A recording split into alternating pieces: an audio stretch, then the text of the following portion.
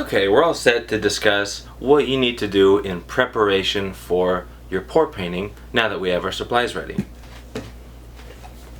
Okay, first of all, I've taken the Floetrol and I've poured it out of the original container into this gallon water bottle. Why I did that was that I could use the strainer we discussed earlier, put the strainer into the top of the water bottle, and then as the Floetrol goes through into this new container, it'll catch all the clumps that were in the original container. You don't have to do this, but I just like this better. It's see-through, so I can tell how much I've got left.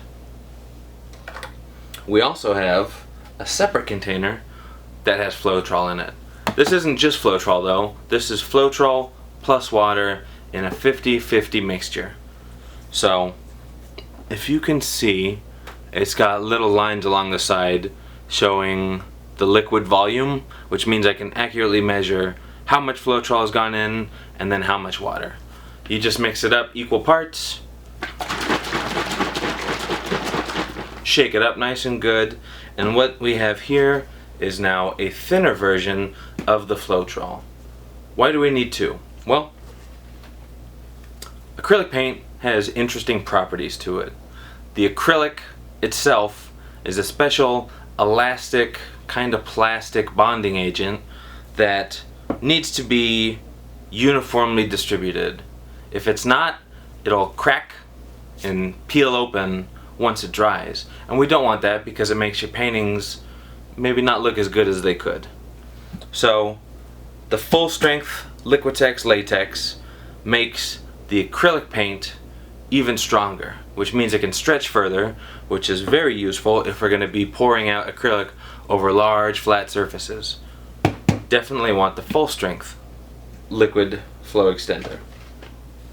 But then why do we need a second container of Floetrol and water? Why do we need to add a thinner version of this flow extender?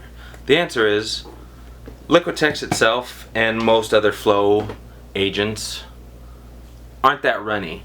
So when you pour it onto a canvas, it'll move kind of slow, it won't spread out as far as it could. Water is very runny, as anybody who's spilled water knows.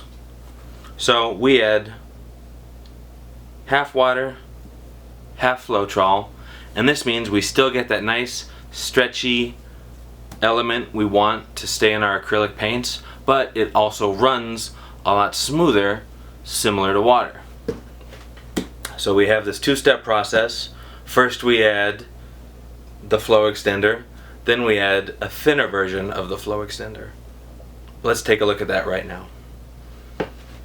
Here I've got black acrylic paint, and it's upside down because I'm almost out of this one. So I've already shaken this up nice, so we can add this into our cup here. Ooh, there it is. Okay. So first we have our paint. Remember, the next step is going to be to add the full strength flow extender. You want to add this in equal parts, so however much paint you just poured, add the same amount of flow extender. Okay, we got that. Now, I have my little popsicle stick for stirring. And what I'm going to be doing is stirring this up. You might not be able to see the whole time because this one's pretty full, but stir it up real good until it's all the same color, and make sure that you turn the cup, you scrape the sides of it, and you just get all the paint and all the flow extender from all over the cup. Sometimes little pockets of paint or little pockets of flow extender can get caught, so that's where we need to be thorough and scrape the sides and the bottom. Just make sure that everything is blended together equally.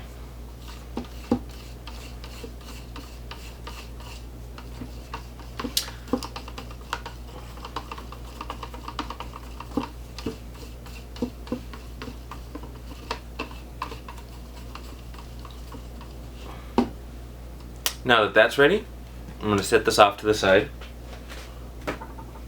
and we're going to add the same amount of our thin flow extender as we did paint and as we did regular flow extender. So this is going to be 33% of the total volume of the cup. it's going to be 1/3 water, 1/3 full strength flow extender, and 1/3 combination flow extender.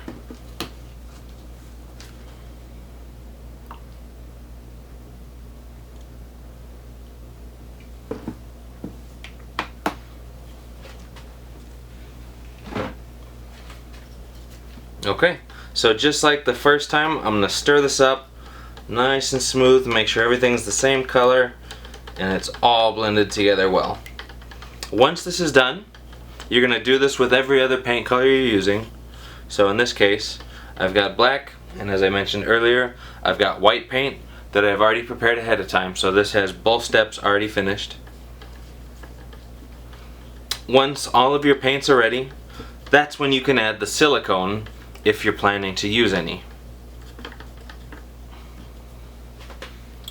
Grab a little paper towel or a rag, keep my hands dry for everybody. With the silicone oil, you don't need very much. Try to use a little amount. The less silicone you have, the smoother the top of your painting will be when it's finished, because the silicone oil never evaporates, it doesn't dry out.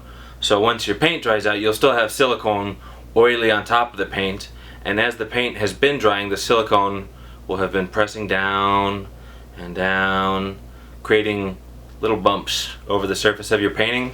It's totally natural when you're working with oil like this, but the less oil you use, the smoother the top will be in the long run, so keep that in mind. So once you're ready, just take the silicone, add a little bit.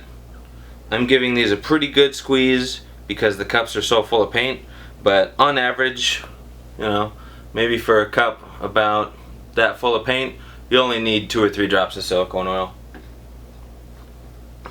And then stir it up. There's a couple things to consider when you're stirring the silicone in.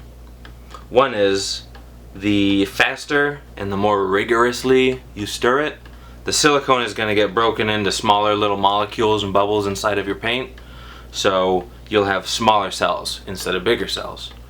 But you also want to make sure you stir it well enough that the silicone gets pulled all the way to the bottom of the cup, so that you get thorough cells throughout the entire contents of your paint. Gonna rub my hands together a little bit. I got some black paint, and I don't want the black paint to contaminate the white as I'm mixing this, because the paint will already mix together very well once we combine these. In the meantime, it's best to keep all the colors in their individual cups so that you can combine them and they'll have their full, beautiful brilliance when it's time to paint with them. Okay. This is it for the preparation step. The last thing that you'll be doing is deciding how you want to get this paint onto your surface. In which case, please check out the next video that goes over different techniques in acrylic fluid painting. Thank you.